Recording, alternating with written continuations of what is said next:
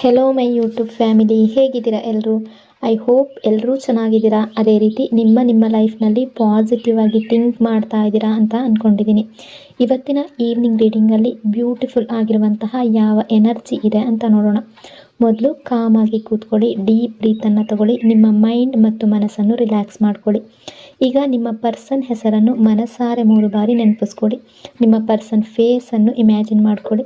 ಅವರು ಮತ್ತು ನೀವು ಒಟ್ಟಿಗೆ ಕಳೆದಿರುವ ಬ್ಯೂಟಿಫುಲ್ ಮೆಮೊರೀಸ್ನ ನೆನಪು ಮಾಡ್ಕೊಳ್ಳಿ.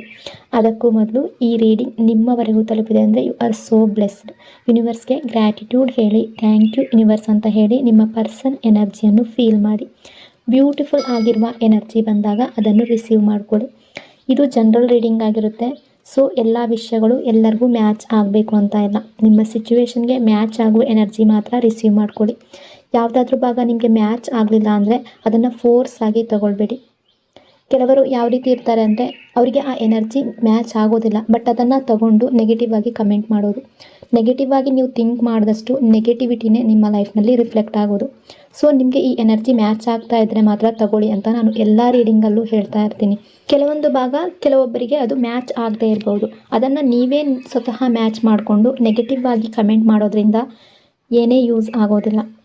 ಸೊ ಇಲ್ಲಿ ಈ ರೀಡಿಂಗ್ನ ಉದ್ದೇಶ ಏನು ಅಂದರೆ, ಪ್ರೆಸೆಂಟ್ ಎನರ್ಜಿ ಯಾವ ರೀತಿ ಇದೆ, ನಿಮ್ಮ ಪರ್ಸನ್ ಮನಸ್ಸಿನಲ್ಲಿ ಏನು ನಡೀತಾ ಇದೆ, ನಿಮ್ಮಿಬ್ಬರ ನಡುವೆ ಯಾವ ರೀತಿಯ ಎಮೋಷನ್ಸ್ ಅಥವಾ ವೈಬ್ಸ್ ನಡೀತಾ ಇದೆ ಪ್ರೆಸೆಂಟ್ ಟೈಮಲ್ಲಿ, ಅದನ್ನು ನಿಮಗೆ ತಿಳಿಸುವ ಒಂದು ಸಣ್ಣ ಪ್ರಯತ್ನ ಅಷ್ಟೇ. ಹಾಗಾಗಿ ಓವರ್ ಆಗಿ ನೆಗೆಟಿವ್ ಆಗಿ ಯೋಚನೆ ಮಾಡಬೇಡಿ. ನಿಮ್ಮ ಮನಸ್ಸನ್ನು ಅನಾವಶ್ಯಕ ಭಯಗಳಿಂದ ತುಂಬಿಸ್ಕೊಳ್ಬೇಡಿ. ಯಾವುದೇ ರಿಲೇಷನ್ಶಿಪ್ಪಲ್ಲಿ ಆಗಿರಲಿ ಪಾಸಿಟಿವ್ ಎನರ್ಜಿ ಅನ್ನೋದು ತುಂಬ ಇಂಪಾರ್ಟೆಂಟ್ ಆಗಿರುತ್ತೆ. ರೀಡಿಂಗನ್ನು ನೋಡಬೇಕಾದ್ರೆ ವಿಡಿಯೋನ ಲೈಕ್ ಮಾಡ್ಕೊಳ್ಳಿ, ಅದೇ ರೀತಿ ಚಾನಲ್ನ ಸಬ್ಸ್ಕ್ರೈಬ್ ಮಾಡಿಕೊಂಡು ಕನೆಕ್ಟ್ ಆಗಿ. ಪ್ರೆಸೆಂಟ್ ಟೈಮಲ್ಲಿ ನಿಮ್ಮ ಪಾರ್ಟ್ನರ್ ಅಥವಾ ಈ ವ್ಯಕ್ತಿ ಯಾವುದೋ ಒಂದು ಸ್ಟಕ್ ಸಿಚುವೇಶನ್ನಲ್ಲಿದ್ದಾರೆ.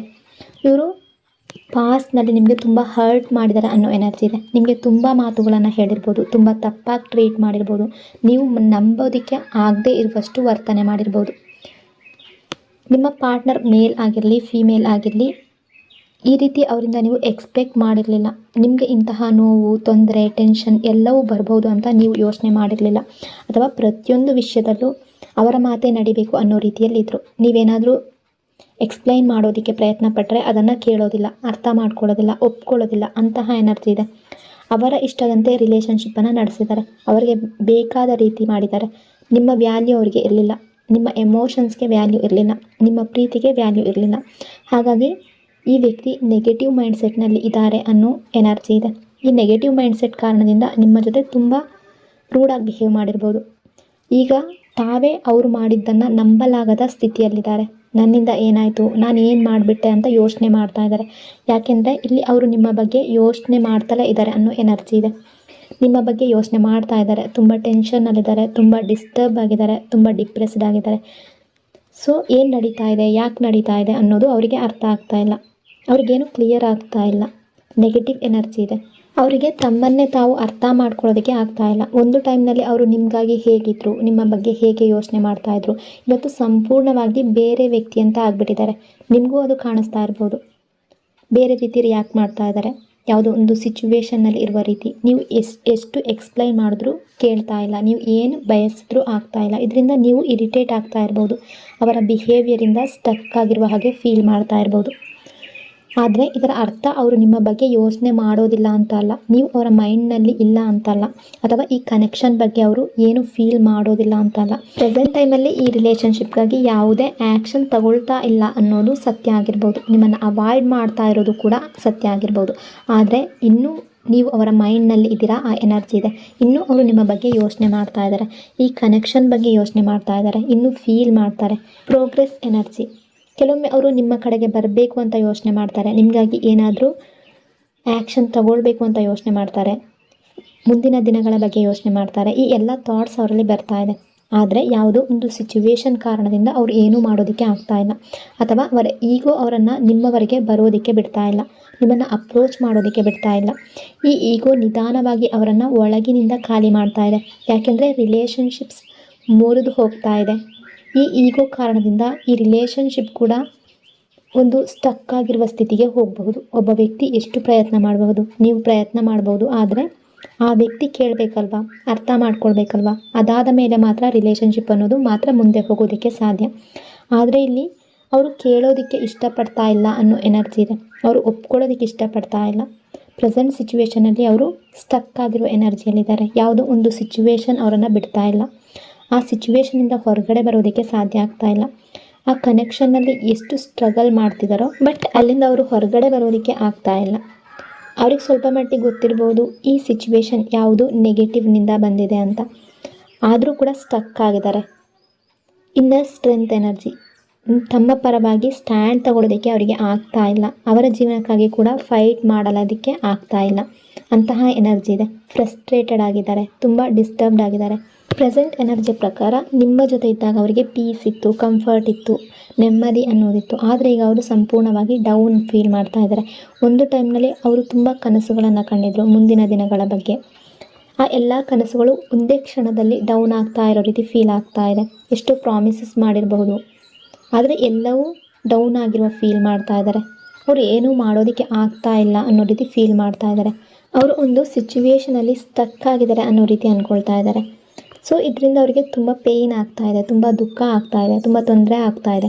ನೀವಿಬ್ಬರು ಮಾತಾಡ್ತಾ ಇದ್ದ ಸಮಯ, ನೀವಿಬ್ಬರು ಕಂಡ ಕನಸು, ಅವರು ಅದನ್ನೆಲ್ಲ ನೆನಪಿಸ್ಕೊಳ್ತಾ ಇದ್ದಾರೆ. ಆ ಕನಸುಗಳು ನಿಜ ಆಗಲಿಲ್ಲ ಅನ್ನೋದು ಅವರ ಮನಸ್ಸಿನ ಒಳಗಿನಿಂದ ಕಾಡ್ತಾ ಇದೆ. ತುಂಬ ಟೆನ್ಷನ್ನಲ್ಲಿ ಇದ್ದಾರೆ, ತುಂಬ ಡಿಸ್ಟರ್ಬ್ ಆಗಿದ್ದಾರೆ. ಅವರ ಲೈಫ್ನಲ್ಲಿ ಸ್ಟ್ರಗಲ್ ಅನ್ನೋದು ಕಾಣ್ತಾ ಇದೆ ಅವ್ರಿಗೆ. ನಿಮಗೆ ಅವರು ಹ್ಯಾಪಿ ಆಗಿದ್ದಾರೆ, ಸಂತೋಷವಾಗಿದ್ದಾರೆ ಅಂತ ಅನ್ನಿಸ್ಬೋದು, ಆದರೆ ಇಲ್ಲಿ ಸ್ಟ್ರಗಲ್ ಎನರ್ಜಿ ಇದೆ. ಈ ಫೀಲಿಂಗ್ಸ್ ನಿಮ್ಮದು ಕೂಡ ಆಗಿರ್ಬೋದು ಅಥವಾ ಅವರದ್ದು ಕೂಡ ಆಗಿರ್ಬೋದು, ಆದರೆ ಎನರ್ಜಿ ತುಂಬ ಸ್ಟ್ರಾಂಗ್ ಆಗಿದೆ. ಮೆಂಟಲ್ ಸ್ಟ್ರೆಸ್ ಎನರ್ಜಿ, ತುಂಬ ಡಿಸ್ಟರ್ಬ್ಡ್ ಆಗಿರುವ ಎನರ್ಜಿ. ನೈಟ್ ಟೈಮ್ನಲ್ಲಿ ತುಂಬ ಯೋಚನೆ ಮಾಡ್ತಾ ಇರ್ಬೋದು. ಏನಾಯಿತು, ಯಾಕಾಯಿತು, ಹೇಗಾಯಿತು ಅನ್ನೋ ಪ್ರಶ್ನೆಗಳು ಅವರ ಮೈಂಡ್ನಲ್ಲಿ ಓಡ್ತಾ ಇದೆ. ಯಾವುದೋ ಒಂದು ಸಿಚುವೇಷನಲ್ಲಿ ಸಿಕ್ಕಾಕೊಂಡಿರ್ಬೋದು ಅಥವಾ ಯಾವುದೋ ಒಂದು ಒತ್ತಡದಲ್ಲಿರ್ಬೋದು, ಆದರೆ ನಿಮ್ಮ ನೆನಪು ಅವರನ್ನು ಬಿಡ್ತಾ ಇಲ್ಲ. ನಿಮ್ಮ ನೆನಪು ಅನ್ನೋದು ಅವರಿಗೆ ಮತ್ತೆ ಮತ್ತೆ ಬರ್ತಾ ಇದೆ. ಯಾಕೆಂದರೆ ನಿಮ್ಮಿಂದ ಅವರಿಗೆ ನಿಜವಾದ ಪ್ರೀತಿ ಅನ್ನೋದು ಸಿಕ್ಕಿತ್ತು, ಎಮೋಷನ್ ಸಿಕ್ಕಿತ್ತು, ಕೇರ್ ಸಿಕ್ಕಿತ್ತು. ನಿಮ್ಮ ಬಗ್ಗೆ ಅವರಿಗೆ ತುಂಬ ಫೀಲಿಂಗ್ಸ್ ಇತ್ತು. ಈ ಕನೆಕ್ಷನ್ ಬಗ್ಗೆ ಅವರಿಗೆ ತುಂಬ ಕನಸುಗಳಿತ್ತು. ಆದ್ದರಿಂದ ಈಗ ಎಲ್ಲವೂ ಕೈ ತಪ್ಪಿ ಹೋಗಿದೆ ಅನ್ನುವ ಫೀಲಿಂಗ್ ಅವರಲ್ಲಿದೆ. ಅವರು ನಿಮ್ಮ ಪ್ರೀತಿಯನ್ನು ಮಿಸ್ ಮಾಡ್ತಾ ಇದ್ದಾರೆ, ನಿಮ್ಮನ್ನು ಮಿಸ್ ಮಾಡ್ತಾ ಇದ್ದಾರೆ. ಯಾಕೆಂದರೆ ನೀವು ಕೊಟ್ಟಷ್ಟು ಪ್ರೀತಿ ಯಾರೂ ಕೊಡೋದಕ್ಕೆ ಸಾಧ್ಯ ಇಲ್ಲ ಅನ್ನೋದು ಅವರಿಗೆ ಈಗ ಅರಿವಾಗ್ತಾ ಇದೆ. ಈ ಎಲ್ಲ ಫೀಲಿಂಗ್ಸ್ ಅವರನ್ನು ಒಳಗಿನಿಂದ ಕಾಡ್ತಾ ಇದೆ. ಎಮೋಷ್ನಲ್ ಬರ್ಡನ್ ಎನರ್ಜಿ, ತುಂಬ ಸ್ಟ್ರಗಲ್ ಮಾಡ್ತಾ ಇರುವಂತಹ ಎನರ್ಜಿಯಲ್ಲಿದ್ದಾರೆ. ಆ್ಯಂಗ್ಸೈಟಿ ಫೀಲ್ ಮಾಡ್ತಾ ಇದ್ದಾರೆ. ನಿಮ್ಮ ಬಗ್ಗೆ ಎಮೋಷ್ನಲ್ ಆಗ್ತಾ ಇದ್ದಾರೆ. ನಿಮಗೆ ಅವರ ಪ್ರೀತಿಯನ್ನು ಕೊಡಬೇಕಿತ್ತು, ಅವರ ಎಮೋಷನ್ಸನ್ನು ಕೊಡಬೇಕಿತ್ತು, ಆದರೆ ಅದನ್ನೆಲ್ಲ ಅವರು ನಿಮಗೆ ಕೊಡಲಿಲ್ಲ. ನಿಮಗೆ ಬೇಕಾದ ಟೈಮ್ ಕೊಡಲಿಲ್ಲ, ಎನರ್ಜಿ ಕೊಡಲಿಲ್ಲ, ಅಟೆನ್ಷನ್ ಕೊಡಲಿಲ್ಲ. ಅವರ ಇನ್ವೆಸ್ಟ್ಮೆಂಟ್ ಎಲ್ಲ ಬೇರೆ ಸಿಚುವೇಶನ್ ಕಡೆಗೆ ತಿರುಗಿಸಿರ್ಬೋದು. ಸೊ ಅದರ ಫಲವಾಗಿ ಅವರು ತುಂಬ ಸ್ಟ್ರೆಸ್ನಲ್ಲಿದ್ದಾರೆ. ನಿಮ್ಮ ಜೊತೆಗೆ ಇದ್ದಿದ್ದರೆ ಎಷ್ಟು ಪೀಸ್ ಇರ್ತಾಯಿತ್ತು ಅನ್ನೋ ಫೀಲಿಂಗ್ ಅವ್ರಿಗೆ ಬರ್ತಾ ಇದೆ. ಈಗ ಅವರಿಗೆ ಯಾವುದರಲ್ಲೂ ಮನಸ್ಸಿಲ್ಲ ಅನ್ನೋ ಎನರ್ಜಿ ಇದೆ, ಯಾವುದರಲ್ಲೂ ಹ್ಯಾಪಿನೆಸ್ ಇಲ್ಲ. ತುಂಬ ಫ್ರಸ್ಟ್ರೇಷನ್ ಕಾಣ್ತಾ ಇದೆ. ನಿಮ್ಮಿಂದ ದೂರ ಆಗಿರೋದವರಿಗೆ ತುಂಬ ಭಾರ ಅಂತ ಅನ್ನಿಸ್ತಾ ಇದೆ. ಈಗ ಅವರು ಅವರನ್ನು ಬದಲಾಯಿಸ್ಕೊಳ್ಬೇಕು ಅನ್ನೋ ಎನರ್ಜಿ ಕಾಣ್ತಾ ಇದೆ. ಅವರಿಗೀಗ ಯಾವುದೂ ಸರಿ ಇಲ್ಲ ಅನ್ನೋ ಫೀಲಿಂಗ್ ಇದೆ. ನಿಮಗೆ ಅವರು ಹ್ಯಾಪಿ ಆಗಿದ್ದಾರೆ ಅಂತ ಅನ್ನಿಸ್ಬೋದು, ಅವರ ಲೈಫನ್ನು ಎಂಜಾಯ್ ಮಾಡ್ತಾ ಇದ್ದಾರೆ ಅಂತ ಅನ್ನಿಸ್ಬೋದು, ಆದರೆ ಎನರ್ಜಿಯ ಪ್ರಕಾರ ಹಾಗಿಲ್ಲ. ನೀವು ಅವರ ಮತ್ತೆ ಲೈಫ್ಗೆ ಬಂದರೆ ಎಲ್ಲವೂ ಸರಿಯಾಗಬಹುದು ಅನ್ನೋ ಥಾಟ್ ಅವರಲ್ಲಿದೆ. ಅವರು ನಿಮ್ಮ ಬಗ್ಗೆ ತುಂಬ ಯೋಚನೆ ಮಾಡ್ತಾ ಇದ್ದಾರೆ.